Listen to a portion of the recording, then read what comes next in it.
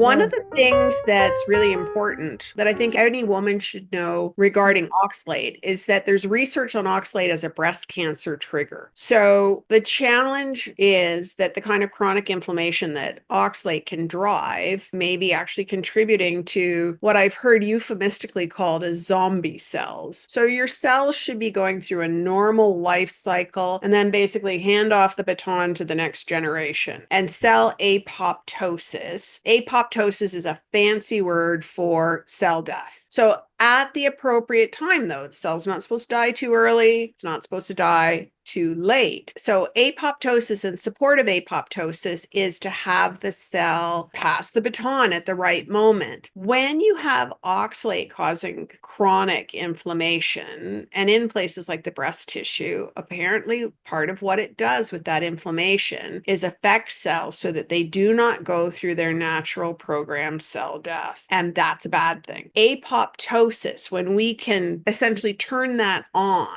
so that cells are handing the baton to the next generation, then it's essentially targeted treatment. Because if what it does is encourage the appropriate and proper timing of cell death, you prevent zombie cells and cancer cells, which have not died when they should have. That's essentially what you have with cancer, and which are growing exponentially. If you can get them to re-enter into the proper cycle of apoptosis, then that's why you get tumor reductions and some of the great benefits that you get with certain supplements. So if people are more interested in sort of the cancer aspect, I know it from the standpoint of supplements, amino acids, things that you can do to support that. But when you've got herbals and other kinds of things you can bring to the plate, you can really support your body from multiple directions.